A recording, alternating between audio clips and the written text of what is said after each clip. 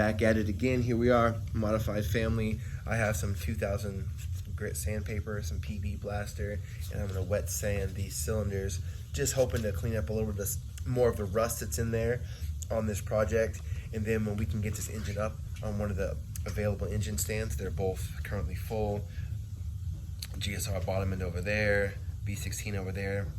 Mostly that one needs a timing belt, which is a timing belt sitting on there, but it's for that one. And this one needs the head and timing belt assembly. Then they'll be both ready to sit down, and the GSR will be dropping ready at that point because it will be complete. So today, that's what I'm doing. I'm out here in the garage with my sandpaper, and I'm gonna get into these cylinders. So give me 5 on my black hand side and let's go. All right, I hope the light is not too terrible. This is where we left off. Looking at these cylinders, I mean, these are a lot better. I mean, not good to run. They feel smooth, more smooth. I cleaned out the vinegar, which did a great job cleaning these out. And then I filled them with PB Blaster, and there's a little bit of leak down through the rings, but I mean, there's probably rust in there that's holding things open, holding things closed, doing what doesn't need to be done. So I'm gonna get in there with this, massage those walls. Maybe I'll even try to drain this today to see what the oil's looking like, to see if the crank might possibly be good, because I don't know if there's a spun bearing. It's all unknown. And even we still need to check both the head for this and this to make sure that they didn't get warped or messed up. But either way, it's a good project. It's good to watch and good for me to learn and show you guys how to get things done. Here we go. I didn't explain why I was doing this. I thought that it was pretty obvious. I wanted to see if the crank would turn and these cylinders would go up and down, but there was so much rust in here, I was afraid that it would do more damage to the cylinder walls, and that would lend to this having to go to a machine shop and the price just going up exponentially, and the $60 price tag would be less of a deal if I couldn't do everything at home. So that's why I was being very careful. And then also, when these need to come out, they come out through the top. They come in through the top and they go out through the top. So I was massaging the walls for about 5 minutes, not very long. I need to put a lot more time into it. This one is darn near perfect.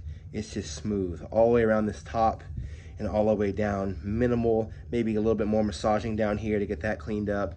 This one, not so great. You can still feel a lot around here that I don't want to scrape through, even though I don't think this very top couple inches is the most important part, because I don't even think the pistons go exactly that high. I think it's just below that point, like just like to where my fingernail is and up.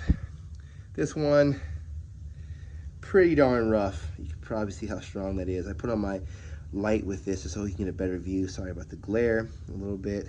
This one is absolutely the worst. This is going to take a lot of time, but I'll definitely keep working on it so I can get these out, because I really want to see what is the deal with this engine. Even as an adult, I know I have a hard time focusing. I have a lot more time to put in up there, but I got bored and I get distracted, so I made this cool little oil catch can out of a former coolant bottle. And since this is not on the stand, I wanted something that I could slide under here to get under that drain plug and catch the oil. And I think this is gonna work, or it's gonna make a huge mess. Be right back and we'll see. All right, people, here we go. I tipped it back. I cracked it loose. It is dripping. There may not be any oil in here because that's water. But see, they're a crush washer, so someone's doing their good Honda servicing. So let's see if I can hold this and turn this and see what happens.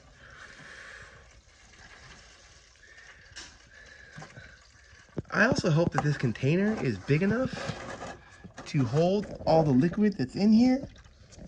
I did not think about this before I started this project, that this could very quickly overflow, which it may do, or may not do. I don't know, we're getting kind of close. Well, it's gonna be bad. Whew. Okay, I caught this. Okay, let me go clean this up. I'm gonna dump this, and I will be right back to finish emptying it probably. Sorry for how off kilter that last shot was. It got crazy. I almost overflowed my container. I made a huge mess in the garage. Well, there is no oil in this. I could have also used the dipstick to tell me there was no oil, but hey, let's just leave it a mystery. So I drained it out, got 1 full bucket of water of this coolant container, and then now I got that. Oh, so whatever oil in there went all Subaru and turned into a milkshake. So I guess I can just leave this open and drip right now. But oh, that's a negative mark, like we're going in the wrong direction. But now I'm just super curious. I just want to turn this thing on its side and pop off this oil pan to see what's going on down there. I'm even more curious now. So this video, I'm less interested in the cylinders and more just in seeing what the heck happened. I'm very curious and I'm still distracted. So we are working with this block, and when we left off, we had drained out all the liquid in here. Light's better. The garage is open because it was raining, so I closed the garage. But now that it's dry and just windy, I opened it back up. So let's get a quick little peek in here. Yep, that looks like the grossest thing ever. I can see that. So yeah, we got that slime waiting there, dripping out. I'm gonna dump this thing. I'm gonna flip it up on its side, and then I'm going to take out all the nuts and bolts on the oil pan and see what it looks like on the inside, and probably just leave it on its side to finish cleaning the cylinders. Surprise! This is the inside. Well, we know it's full of water, and there was probably oil in here to a certain degree. This will definitely be a lot better if it's still usable to hot tank it. Yeah, look at that. That's beautiful. I put down this shirt. I have it just tipped up on this bucket. It's gonna probably stay on its side until it gets clean. So I'm just letting it drain out so that the engine doesn't get messed up. I'm gonna pull off probably this oil pickup, slime pickup, and I will probably get off the windage tray. And I'm keeping all these parts together in bags in this bucket, and then also in the Free Harbor freight bucket. And then this was the hardware for the oil pan and oil pump, so nothing gets lost. I should label bags, but yeah, it's kind of whatever. So that was crazy. I got this cleaned up just a little bit. All the mounting hardware for the oil pump is off, but this is stuck on there. So I sprayed some PB Blaster on there, and I'm gonna let it sit until I can find a safe way to get that off without damaging that. Just into the crank or the oil pump. Everything will come out, and then it'll get cleaned. This motor is prime for a hot tanking. Luckily, even with all that milkshake jelly that was in here, everything in here still looks pretty good. Obviously not rusty because it's full of some kind of oil. But I sprayed it out with a little brake clean just to see what was going on. Did not find any metal shavings in all the chunks that I was cleaning up. And then also get the rear main seal off. Over here, I kind of gave this a little wipe because this is where most of this oil water mixture that do not mix well together. We're sitting with the oil pan, looks good, no holes, no scrapes, like it wasn't bottomed out. So that just needs a real deep cleaning. This is the windage tray. I just gave it a quick wipe off.